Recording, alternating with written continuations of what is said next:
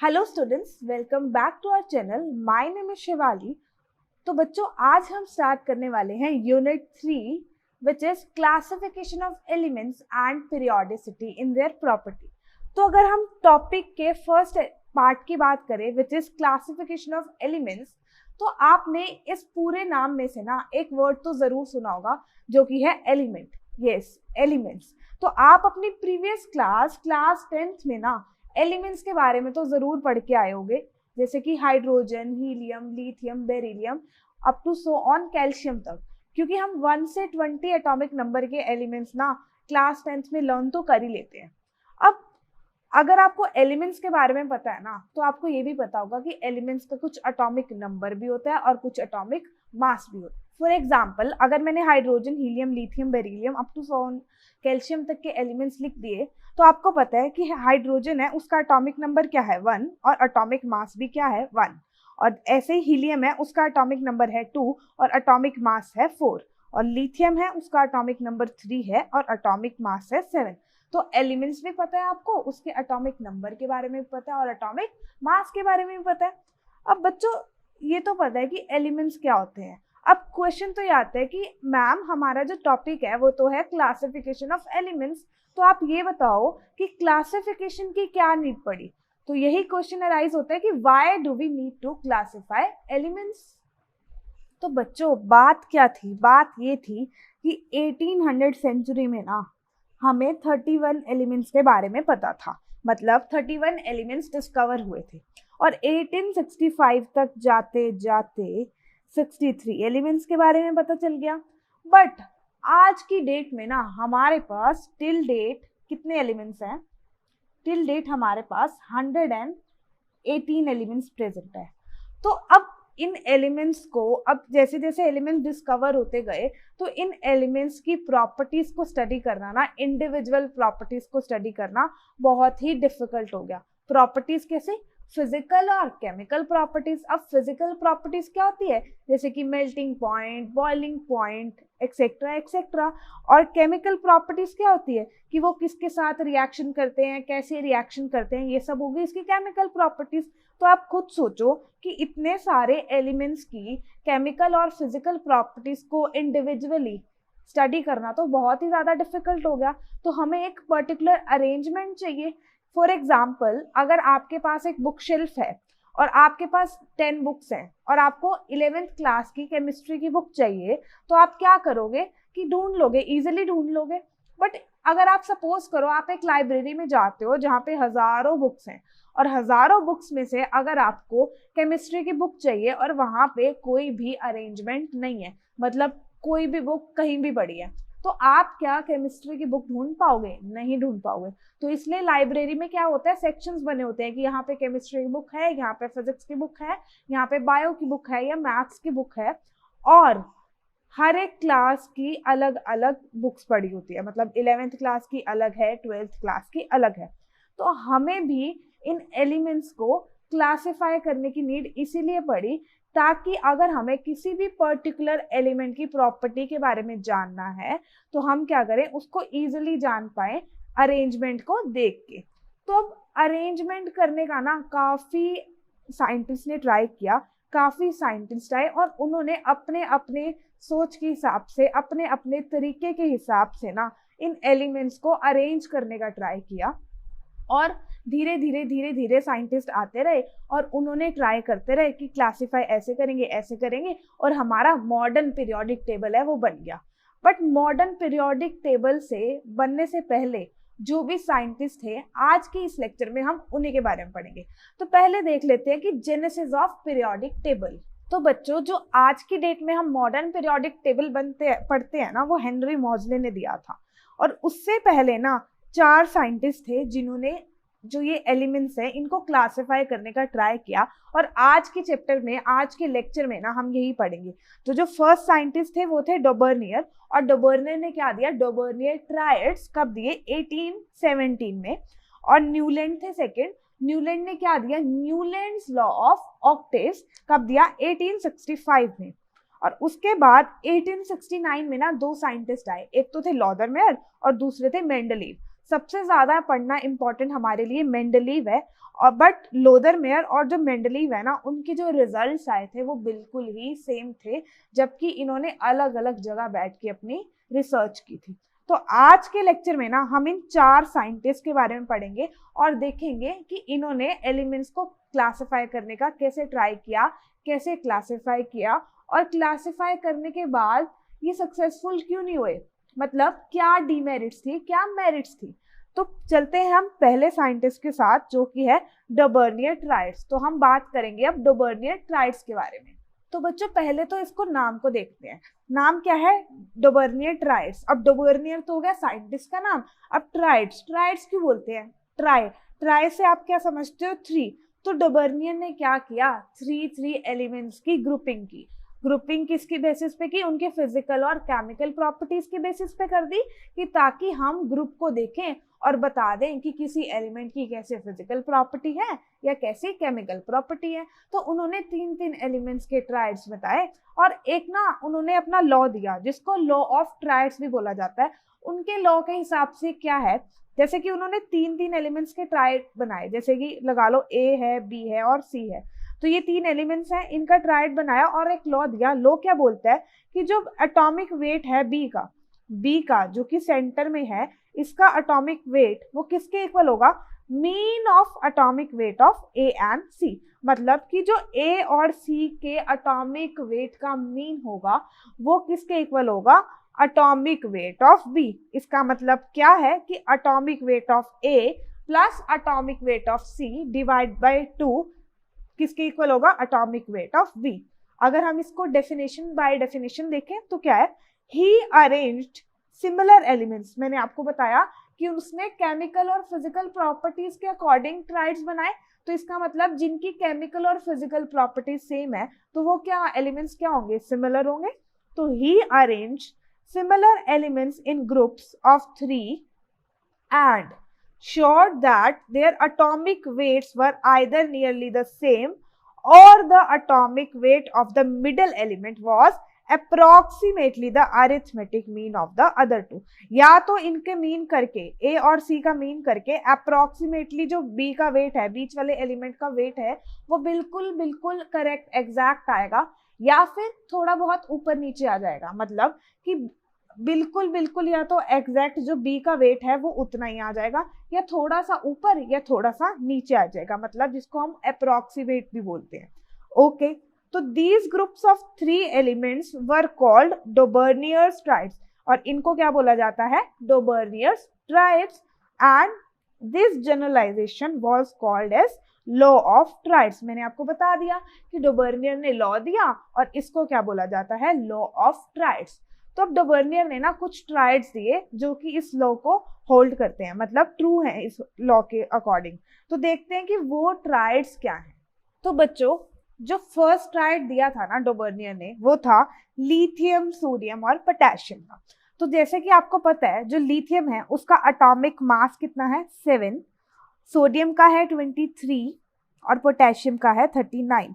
तो अगर हम लॉ ऑफ ट्राइड्स को अप्लाई करते हैं इस ट्राइड के ऊपर, तो क्या होना चाहिए कि जो सोडियम का मास है वो किसका एवरेज आना चाहिए, लिथियम और पोटेशियम। मतलब कि लिथियम का मास 7 प्लस पोटेशियम का मास 39 को अगर हम 2 से डिवाइड करते हैं, इसका मीन निकालते हैं या एवरेज निकालते हैं, तो वो किसके इक्वल आना चाहिए, सोडियम के मास के। तो अगर हम ऐसा करते हैं तो हमारा जो आंसर आता है वो आता है 23, which is exactly same as that of sodium. तो ये तो होल्ड कर गया, हमारा जो ट्रू है बिल्कुल, जो लॉ ऑफ ट्राइड्स दिया था बिल्कुल ट्रू होल्ड कर गया इस ट्राइड के ऊपर। तो अगर हम सेकंड एग्जांपल ले ट्राइड का, तो सेकंड एग्जांपल है हमारे पास कैल्शियम, स्ट्रोंशियम और बेरियम का। तो बच्चों अब बताओ कैल्शियम का एटॉमिक मास क्या है, 40 है, स्ट्रोंशियम का है 88 और बेरियम का है 137। अगेन इसमें भी क्या करेंगे कि जो स्ट्रोंशियम का जो मास होना चाहिए according to law of triads वो किसके इक्वल होना चाहिए, mean of calcium and barium. तो करते हैं mean, 40 plus 137 divide by 2 which comes out to be 88.5 which is approximately as that of strontium. क्योंकि हमने देखा था या तो बिल्कुल एग्जैक्ट आएगा या अप्रोक्सीमेट आएगा मास। तो अगर हम थर्ड ट्राइड पे चलें तो थर्ड ट्राइड पे क्या होगा, क्लोरीन, ब्रोमीन और आयोडीन का एग्जाम्पल है हमारे पास। अब क्लोरीन का एटॉमिक वेट क्या है 35.5, ब्रोमीन का है 80 और आयोडीन का है 127। तो अब वही लॉ ऑफ ट्राइड्स को अप्लाई करते हैं। तो क्या है 35.5 प्लस 127 डिवाइड बाय 2 करेंगे तो क्या आएगा 81.25 which is also approximately same to that of mass of bromine। मतलब 80 और 81.25 में इतना ज्यादा डिफरेंस नहीं है, इसको भी हम बोल सकते हैं कि अप्रोक्सीमेटली सेम है। तो जो डोबर्नियर ने ट्राइड्स दिए थे और लॉ ऑफ ट्राइड्स दिया था वो बिल्कुल सही आया। बट अगर हम इसी ग्रुप में मतलब क्लोरीन, ब्रोमीन और आयोडीन वाले ग्रुप में अपनी तरफ से एक एक्सपेरिमेंट करते हैं, फॉर एग्जाम्पल अगर हम लेते हैं फ्लोरीन, क्लोरीन, ब्रोमीन और आयोडीन, ये आपको पता है ग्रुप 17 के एलिमेंट्स हैं, हेलोजन बोलते हैं इनको। तो अगर हम अपनी तरफ से ना, जैसे हमने पहले ये 3 लिए थे, क्लोरीन लिया था जिसका मास था 35.5, ब्रोमीन का 80 और इसका 127 और फ्लोरीन का मास होता है 19। तो अभी हमने थर्ड ट्राइड में क्या लिया, इन तीनों को लिया है, क्लोरीन, ब्रोमीन और आयोडीन को। पर अगर हम अपनी मर्जी से फ्लोरीन, क्लोरीन और ब्रोमीन उठाएं और इस पे लॉ ऑफ ट्राइड्स अप्लाई करने का ट्राई करें तो देखते हैं कि क्या ये क्लोरीन का मास एग्जैक्टली या अप्रॉक्सीमेट आता है फ्लोरीन और ब्रोमीन के मीन के। तो अगर हम मीन निकालें तो क्या आएगा 19 plus 80 divide by 2 which comes out to be 49.5। तो बच्चों आप देखो जो क्लोरीन का मास है वो है 35.5 और जो हमारा एक्सपेरिमेंटली आ रहा है, मतलब जो हमारा ऐसे कैलकुलेट करके आ रहा है वो क्या आ रहा है 49.5, जो कि है गलत, क्योंकि क्लोरीन का मास 35.5 है। ना तो ये बिल्कुल सेम है ना ये बिल्कुल अप्रोक्सीमेट है। अप्रोक्सीमेट में क्या होता है, एक ज्यादा या एक कम हो जाता है ना। अब ये तो 35 और 49 में तो बहुत ज्यादा डिफरेंस है, तो ये लॉ बाकी एलिमेंट्स पे तो होल्ड कर ही नहीं रहा, तो यही इसकी डीमेरिट है। अब डोबर्नियर ने जो ट्राइड्स दिए उस पे तो ये लॉ वैलिड है, बट जो बाकी एलिमेंट्स के अगर हम ट्राइड बनाने की ट्राई करें तो ये बाकी एलिमेंट्स पे वैलिड नहीं है। तो इसकी डीमेरिट क्या होगी, all the elements can not be arranged in triads. तो बच्चों वही मैंने लिख दी इसकी demerit, all the elements can not be arranged in triads. मतलब जितने भी हमारे पास उस टाइम पे एलिमेंट्स प्रेजेंट थे तब ये सारे एलिमेंट्स को हम ट्राइड्स में अरेंज नहीं कर सकते क्योंकि बाकी एलिमेंट्स ये लॉ फॉलो नहीं करते। तो बच्चों 1817 में जितने भी एलिमेंट्स डिस्कवर हो चुके थे तो वो सभी एलिमेंट्स को हम ट्राइड्स की फॉर्म में अरेंज नहीं कर सकते, इसी वजह से ये लॉ फेल हो गया। और एक और बात, जो डोबर्नियर ने ये ट्राइड्स दिए थे ना, ये किसके बेसिस पे दिए थे, on the basis of their increasing atomic मास। मतलब जो एलिमेंट्स अरेंज्ड है ना इन ट्राइड्स वो किस बेसिस पे है, on the basis of their increasing atomic मास। तो यहाँ लिख देती हूँ ये ट्राइड्स जो है कैसे बने हुए हैं, on the basis of their increasing atomic masses. Physical और केमिकल प्रॉपर्टीज तो सेम है ही है, सिमिलर है ही है, बट जो ये अरेंज्ड है ना ट्राइड की फॉर्म में, ये according to their increasing atomic masses arranged है। मतलब जो लिथियम का मास है उससे ज्यादा सोडियम का है और उससे ज्यादा पोटेशियम का है, ऐसे ही जो कैल्शियम का मास है उससे ज्यादा स्ट्रोंशियम का है और बेरियम का है, एंड सो ऑन। तो अब ये भी लॉ क्या कर गया, फेल कर गया। इसके बाद जी आए हमारे पास न्यूलैंड्स। न्यूलैंड्स का बाय 1865 में, और उन्होंने क्या दिया, न्यूलैंड्स लॉ ऑफ ऑक्टेव्स दिया। तो स्टूडेंट्स अब बात करते हैं न्यूलैंड लॉ ऑफ ऑक्टेव्स के बारे में। तो बच्चों Newland law of octaves Newland ने दिया था, कब दिया था, 1865 में। अब न्यूलैंड तो साइंटिस्ट का नाम हो गया, लॉ जो उन्होंने लॉ दिया था। और ऑक्टेव्स, तो बच्चों ऑक्टेव्स क्या होते हैं, ऑक्टेव्स होते हैं म्यूजिक की ट्यून्स। अब आप सोचोगे मैम ये तो केमिस्ट्री है और इसमें आप म्यूजिक की बात क्यों कर रहे हो। म्यूजिक की बात इसलिए कर रहे हैं कि जो ये न्यूलैंड थे ना, इनको म्यूजिक भी पसंद था और इनको केमिस्ट्री भी पसंद थी। तो जब ये एलिमेंट्स की प्रॉपर्टी को स्टडी कर रहे थे, उनको क्लासिफाई करने के लिए तो उन्होंने क्या देखा कि जैसे म्यूजिक में 8 नोट्स होते हैं जिनको कि ऑक्टेव्स बोला जाता है, तो फर्स्ट 7 नोट्स के बाद जो फर्स्ट वाला नोट होता है ना वो रिपीट होता है, ठीक है, 8 नोट्स जैसे होते हैं उसमें। तो ऐसे ही जो एलिमेंट्स है ना, इनमें भी जो एलिमेंट्स की प्रॉपर्टीज है, आफ्टर 7 एलिमेंट्स जो 8th एलिमेंट आता है, फर्स्ट और 8th एलिमेंट की प्रॉपर्टीज भी क्या होती हैं, सेम होती हैं। फॉर एग्जाम्पल हमारे पास जो ऑक्टेव्स होते हैं, टोन्स होते हैं म्यूजिक की या ट्यून्स होती है, वो क्या होती है, सा रे गा मा पा धा नी, है ना, और उसके बाद क्या आता है, सा। तो मतलब 7 के बाद जो फर्स्ट है वो फिर रिपीट हो रहा है। तो न्यूलैंड ने एलिमेंट्स को भी ऐसे ही अरेंज किया on the basis of their increasing atomic मास, और देखा कि जो एलिमेंट्स की प्रॉपर्टीज है, फर्स्ट और 8th एलिमेंट की प्रॉपर्टीज है, वो काफी ज्यादा सिमिलर है। तो न्यूटन ने क्या किया, कुछ एलिमेंट्स उठाए और उनको इस बेसिस पे अरेंज कर दिया। जो उनके टाइम पे एलिमेंट्स डिस्कवर हुए उनमें से ही उन्होंने कुछ एलिमेंट्स उठाए।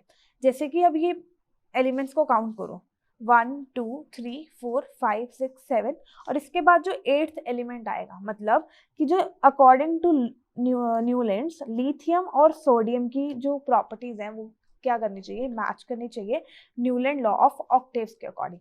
ऐसे ही बेरिलियम है, बेरिलियम के बाद जो 8th एलिमेंट आएगा विच इज मैग्नीशियम, बेरिलियम और मैग्नीशियम की प्रॉपर्टीज रिजेंबल करनी चाहिए, बोरोन और एल्यूमिनियम की, कार्बन और सिलिकॉन की, एंड सो ऑन। ये लॉ काफी हद तक सही था, बट इसकी जो डीमेरिट थी, इसमें जो प्रॉब्लम आ रही थी वो सिर्फ ये थी कि न्यूलैंड ने जितने एलिमेंट्स इसमें अरेंज किए, मतलब अप टू कैल्शियम न्यूलैंड ने इसमें एलिमेंट्स अरेंज किए, तो अप टू कैल्शियम ही जो एलिमेंट्स हैं वो ये लॉ फॉलो कर पा रहे थे। अदर देन दैट जो बाकी एलिमेंट्स न्यूलैंड के टाइम पे डिस्कवर हो चुके थे वो इस लॉ को फॉलो नहीं कर पा रहे थे। तो यहाँ पे ये लॉ क्या हो गया, फेल हो गया, मतलब यही इसकी लिमिटेशन है या फिर एक डीमेरिट कह सकते हो आप लोग। तो इसकी डीमेरिट क्या हो गई, ये थी demerit Newlands law of octaves की।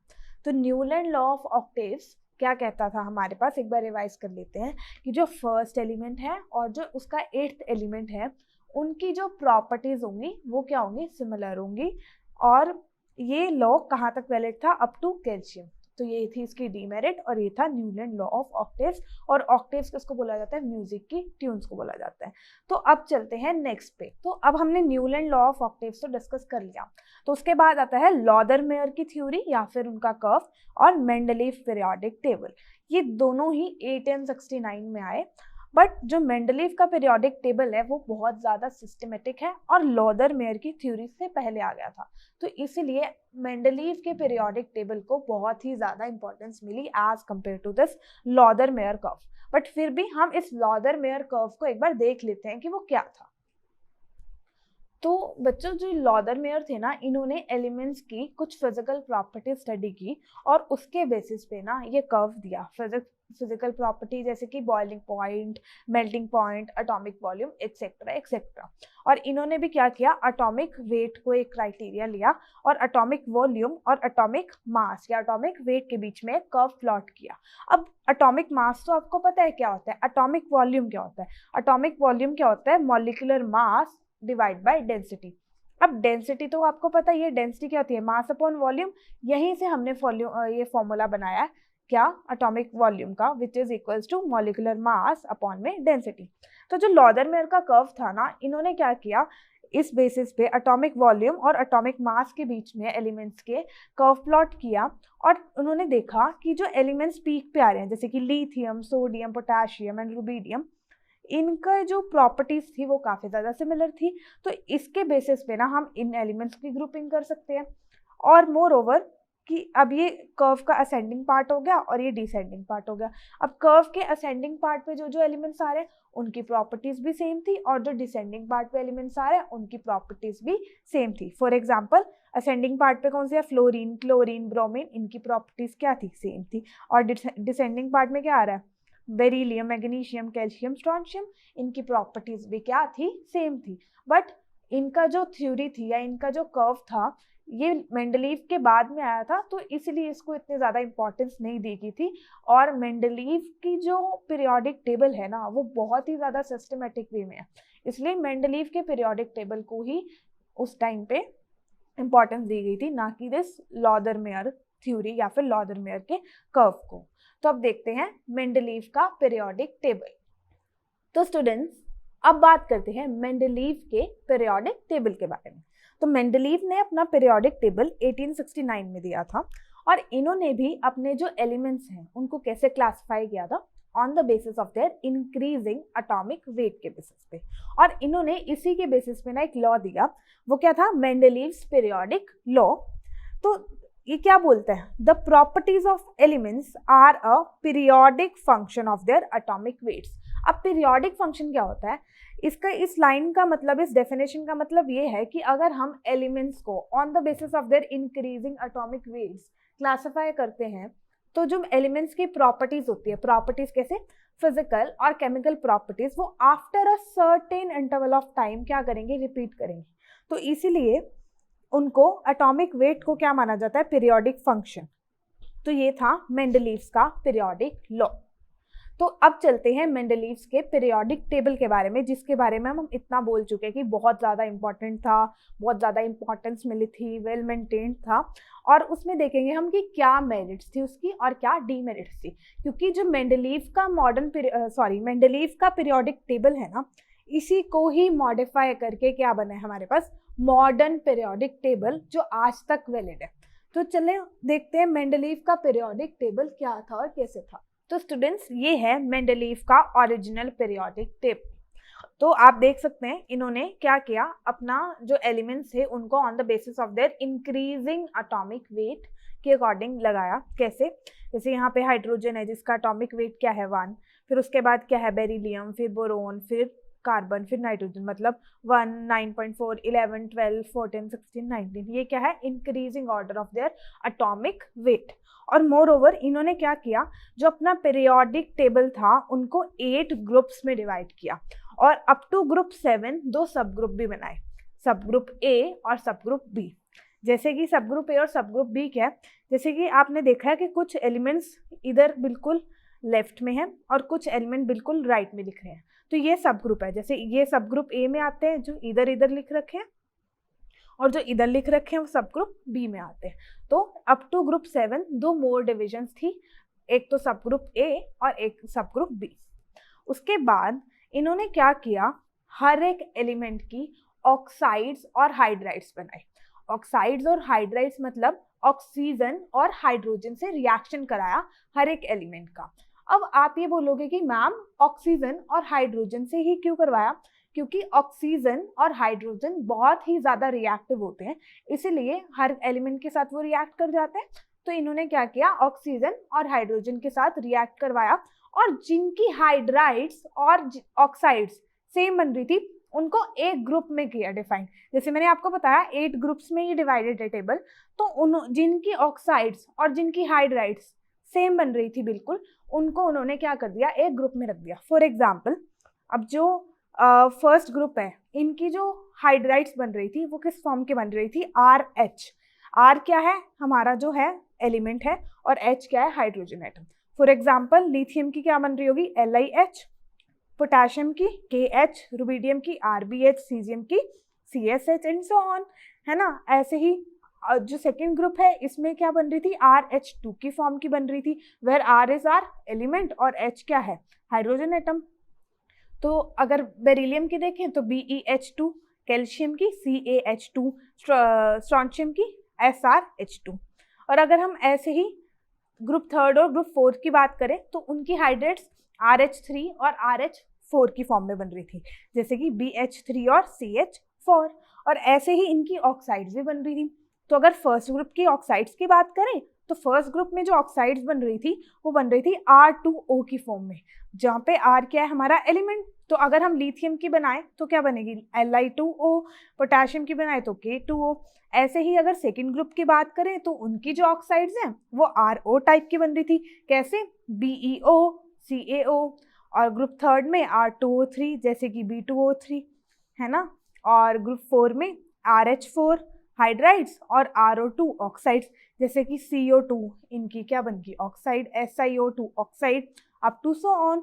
ऐसे ही fourth 4th, 5th, 6th, 7th, 8th की कॉरस्पॉन्डिंग जो हाइड्राइड्स और ऑक्साइड्स बन रही थी, जिन एलिमेंट्स की सेम बन रही थी, उन एलिमेंट्स को एक ही ग्रुप में रखा गया। तो इस तरह से उन्होंने क्या किया, ग्रुप्स में डिवाइड कर दिया एलिमेंट्स को। और उस टाइम पे जितने भी एलिमेंट्स थे ना प्रेजेंट, वो 63 के 63 एलिमेंट्स को क्या किया, मेंडलीव ने इस टेबल में अरेंज कर दिया। तो ये तो सबसे बड़ी मेरिट होगी, क्योंकि जो बाकी एलिमेंट्स, बाकी साइंटिस्ट थे, इनसे पहले जितने भी साइंटिस्ट आए, उन्होंने क्या किया, कुछ एलिमेंट्स को ही अपने जो लॉ है उसके अकॉर्डिंग अरेंज कर पाए। सारे एलिमेंट्स जो उनके टाइम पे प्रेजेंट थे उनको वो अरेंज नहीं कर पाए। और मेंडलीव ने क्या किया, ऑल द 63 एलिमेंट्स जो मेंडलीव के टाइम पे प्रेजेंट थे, उन्होंने क्या किया, सबको अरेंज कर दिया। मोर ओवर, उनको जहां जहां लग रहा था ना कि यहाँ पे कोई एलिमेंट आना चाहिए जो कि अभी डिस्कवर नहीं हुआ है, तो उन्होंने क्या किया, ब्लैंक स्पेसेस भी छोड़ दिए। सारे एलिमेंट्स को तो अरेंज किया ही किया, बट जो आगे अभी एलिमेंट्स डिस्कवर भी नहीं हुए थे, उनके लिए उनकी पोजीशन भी बता दी कि वो जो अगर कोई एलिमेंट डिस्कवर होगा तो वो यहाँ होगा। फॉर एग्जाम्पल, बोरोन के नीचे एक प्लेस छोड़ रखा है, एल्यूमिनियम के नीचे है, सिलिकॉन के नीचे है। तो इन्होंने बता दिया कि इनकी जो प्रॉपर्टीज होंगी वो एल्यूमिनियम और सिलिकॉन या फिर बोरोन से मैच करेंगी, और यहाँ इनकी ये पोजीशंस होंगी। मतलब जो उस टाइम पे एलिमेंट्स प्रेजेंट थे उनको तो अरेंज किया ही किया, बल्कि जो अभी डिस्कवर भी नहीं हुए उनकी पोजीशन भी बता दी और उनकी प्रॉपर्टीज भी बता दी। फॉर एग्जाम्पल, अगर जो उन्होंने बोला कि जो एल्यूमिनियम है ना, उसके नीचे मैंने ब्लैंक स्पेस छोड़ा है, और जो एटम यहाँ पे आएगा, जो एलिमेंट यहाँ पे आएगा, उसकी जो प्रॉपर्टीज है वो एल्यूमिनियम से मैच करेगी, और जो सिलिकॉन के नीचे स्पेस छोड़ा है, इसकी जो प्रॉपर्टीज है वो सिलिकॉन से मैच करेगी। तो उन्होंने क्या दिया, इनको क्या नाम दिया, अब एल्यूमिनियम से मैच करिए तो एका एल्यूमिनियम, और सिलिकॉन से मैच करिए तो एका सिलिकॉन। अब एका क्या है, एक संस्कृत का वर्ड है, ठीक है। तो एका एल्यूमिनियम और एका सिलिकॉन, इनको नाम दे दिया, इनकी प्रॉपर्टीज भी बता दी और इनकी जगह भी बता दी कि कैसे होगी कैसे नहीं होगी। पर अगर हम इसमें एक और चीज देखें, अगर आप यहाँ पे ध्यान से देखो कि जो टेलीरियम है, इसका जो एटॉमिक मास है वो है 127, और जो आयोडीन है इसका जो एटॉमिक मास है वो है 126.90। मतलब कि आयोडीन का जो एटॉमिक मास है वो टेलरियम से कम है, बट स्टिल इन्होंने क्या किया है, टेलरियम के बाद आयोडीन को प्लेस किया। ऐसा क्यों? क्योंकि जो आयोडीन की प्रॉपर्टीज थी, मतलब फिजिकल और केमिकल प्रॉपर्टीज, जैसे कि जो ऑक्साइड्स और जो हाइड्राइड्स बना रहा था आयोडीन, वो ग्रुप नंबर 7 के जैसे बना रहा था। तो इसलिए उन्होंने क्या किया, इसको आयोडीन को ग्रुप नंबर 7 में प्लेस किया। तो जब मेंडलीव ये मेंडलीव का अपना मेंडलीव पीरियोडिक टेबल बना रहे थे ना, तो उन्होंने देखा कि ठीक है, मैं जो बेस लेके चल रहा हूँ वो तो ले रहा हूँ atomic mass, on the basis of their increasing atomic mass ही मैंने सभी एलिमेंट्स को क्लासिफाई किया है। बट अगर मैं एटॉमिक मास की जगह केमिकल और फिजिकल प्रॉपर्टीज को इम्पोर्टेंस दूं और उनके बेस पे फर्दर इन एलिमेंट्स को थोड़ा आगे फेरबदल करके इनका क्या कहते हैं, इनको अरेंज करूं, मतलब उन्होंने कहा कि मैं एटॉमिक मास पे तो कंपनसेट कर दूंगा, बट फिजिकल और केमिकल प्रॉपर्टीज तो सेम ही होनी चाहिए। तो इसीलिए एटॉमिक मास को उन्होंने सेकेंडरी रख दिया, और फिजिकल और केमिकल प्रॉपर्टीज के बेसिस पे इन्होंने क्या किया, फर्दर जो आगे एलिमेंट्स हैं उनको अरेंज कर दिया। तो इसको क्या बोल सकते हैं, एनोमली बोल सकते हैं कि यहाँ पे अकॉर्डिंग टू एटॉमिक मास क्या होना चाहिए था, टेलेरियम बाद में आना चाहिए था और आयोडीन पहले आना चाहिए था। पर उन्होंने क्या किया, हम तो जी फिजिकल और केमिकल प्रॉपर्टीज मैच करेंगे, एटॉमिक मास को उन्होंने क्या किया, फिर एक बैक सीट पे रख दिया, मतलब सेकेंडरी क्राइटेरिया बना दिया, और फिजिकल और केमिकल प्रॉपर्टीज के बेसिस पे उन्होंने एटम्स को अरेंज कर दिया फर्दर। ऐसा ही सेम केस किसमें है, कोबाल्ट और निकल। अब जो निकल का मास है वो कोबाल्ट से कम है, और कोबाल्ट का मास क्या है, ज्यादा है, तो इन्होंने कोबाल्ट को पहले लिख दिया और निकल को बाद में लिख दिया। वही सेम रीजन है, फिजिकल और केमिकल प्रॉपर्टीज को मैच करवाने के लिए इन्होंने ऐसा किया। ये तो एक प्रॉब्लम होगी इस पीरियोडिक टेबल में, क्योंकि ये पीरियोडिक टेबल तो क्या कहता है कि इसका बेसिस ही क्या है कि according to their increasing atomic weight क्या है, इसको अरेंज किया गया एलिमेंट्स को। पर जो दूसरी प्रॉपर्टी है, दूसरी मतलब डीमेरिट बोल सकते हो आप उसको, वो ये है कि इन्होंने ना डिसिमिलर एलिमेंट्स की ग्रुपिंग एक साथ की हुई है। फॉर एग्जाम्पल, कि जो ये एलिमेंट्स है लिथियम, सोडियम, पोटेशियम, इनके साथ ना इन्होंने कॉपर और सिल्वर को ग्रुप किया हुआ है, जिनकी प्रॉपर्टीज इनकी लिथियम, पोटेशियम, रुबिडियम के साथ बिल्कुल भी नहीं मिलती है। कॉपर और सिल्वर की प्रॉपर्टीज बिल्कुल भी नहीं मिलती। अब आपको पता है कि ये जो गोल्ड है और ये जो प्लैटिनम है, इनकी प्रॉपर्टीज तो बहुत ज्यादा सिमिलर है। अब इनकी प्रॉपर्टीज बहुत ज्यादा सिमिलर है तो इन्होंने क्या कर रखा है अपने टेबल में, इन दोनों को बिल्कुल अलग अलग कर रखा है। मतलब सिमिलर एलिमेंट्स को तो अलग अलग कर दिया और डिसिमिलर एलिमेंट्स को एक ग्रुप में कर दिया, तो ये भी इसकी डीमेरिट होगी।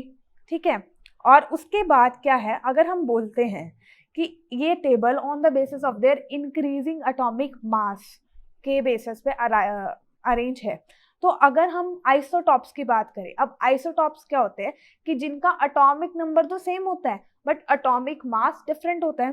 फॉर एग्जाम्पल जो हाइड्रोजन है इस जिसका एटॉमिक मास और एटॉमिक नंबर 1 है, तो इसके 3 आइसोटॉप है, एक एटॉमिक मास 1 का, एक एटॉमिक मास 2 का और एक एटॉमिक मास 3 का।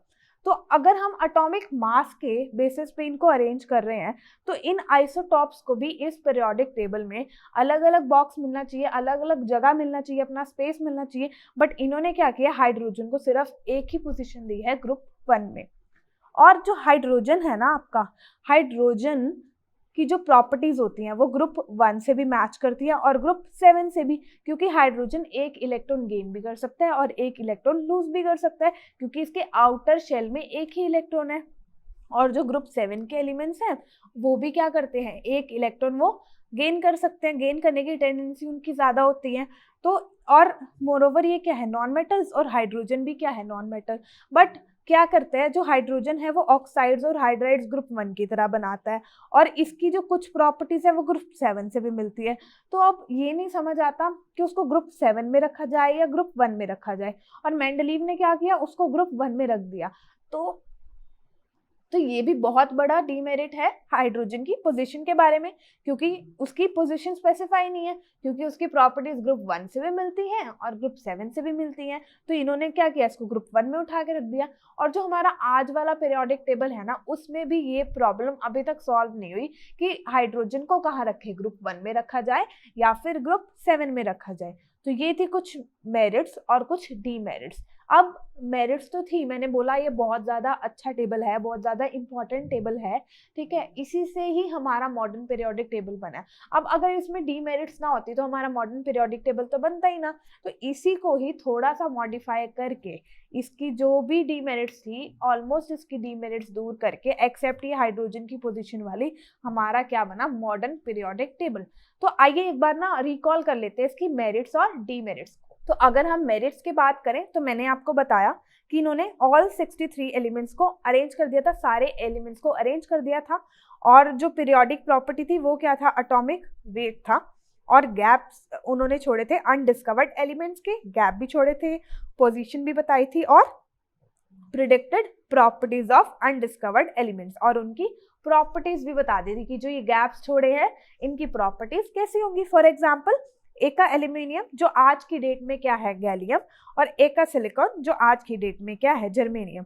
गैलियम की प्रॉपर्टी एल्यूमिनियम से मिलती है, जर्मेनियम की प्रॉपर्टी सिलिकॉन से मिलती है। और अगर हम डीमेरिट्स की बात करें तो इन्होंने क्या किया, डिसिमिलर एलिमेंट्स की ग्रुपिंग एक साथ कर दी, जैसे कि सोडियम, पोटेशियम और रुबिडियम की जो है ग्रुपिंग कॉपर और सिल्वर के साथ कर दी। उसके बाद सेपरेशन ऑफ सिमिलर एलिमेंट्स, मतलब जो सिमिलर एलिमेंट्स थे जैसे कि प्लैटिनम और गोल्ड, इनको तो बिल्कुल अलग अलग कर दिया, अलग अलग ग्रुप में प्लेस कर दिया। उसके बाद बात आती है आइसोटॉप्स की। जैसे मैंने आपको बताया था हाइड्रोजन के 3 आइसोटॉप्स हैं, 1 मास नंबर, 2 मास नंबर और 3 मास नंबर, और इनका एटॉमिक नंबर क्या है, 1 है, एटॉमिक नंबर सेम और मास नंबर डिफरेंट। और ये नहीं बताया था कि इनको सिर्फ हाइड्रोजन को एक ही पोजीशन दी थी, जबकि हर एक आइसोटॉप को उनकी इंडिविजुअल पोजीशन मिलनी चाहिए, क्योंकि इनका मास नंबर क्या है, अलग है। और उसके ऐसे ही ऑक्सीजन के भी 2 आइसोटॉप है, तो ऑक्सीजन को भी एक पोजीशन दे रखी है, ऑक्सीजन के आइसोटॉप्स को भी अलग अलग पोजीशन मिलनी चाहिए। उसके बाद बात आती है एनमलस पेयर। एनमलस पेयर जैसे कि कोबाल्ट और निकल की बात की कि कोबाल्ट का जो मास है वो निकल से ज्यादा होता है, फिर भी इसको क्या किया, यहाँ प्लेस किया। निकल से पहले, और टेलेरियम का जो मास होता है वो आयोडीन से ज्यादा होता है, फिर भी आयोडीन को बाद में प्लेस किया और टेलेरियम को पहले, for the sake of the physical and chemical properties. मतलब फिजिकल और केमिकल प्रॉपर्टीज को सेम करवाने के चक्कर में इन्होंने क्या किया, जो एटॉमिक मास है उसको सेकेंडरी रख दिया, मतलब उसको पीछे रख दिया। ओके, और उसके बाद है last, position of hydrogen. Position of hydrogen आज के टेबल में भी, जो मॉडर्न पीरियोडिक टेबल है, अभी भी उसकी पोजीशन स्पेसिफाइड नहीं है कि उसको कौन से ग्रुप में रखा जाए, हेलोजेंस के साथ रखा जाए या ग्रुप नंबर 1 में रखा जाए। तो इसीलिए ये क्या था, कुछ डीमेरिट्स थी, और इसको मॉडिफाई करके हमारे पास क्या बना, मॉडर्न पीरियोडिक टेबल, जो कि हेनरी मॉजले ने दिया था 1913 में। अब हम नेक्स्ट लेक्चर में मॉडर्न पीरियोडिक टेबल के बारे में पढ़ेंगे, तो वो बहुत ही ज्यादा इंपॉर्टेंट है नेक्स्ट लेक्चर। तो बच्चों मिलते हैं नेक्स्ट लेक्चर में, और आज इस लेक्चर में जो हमने डिस्कस किया, आई होप आपको सब कुछ क्लियर हुआ होगा। किसी को कोई भी डाउट हो आप कमेंट सेक्शन में मुझसे पूछ सकते हैं।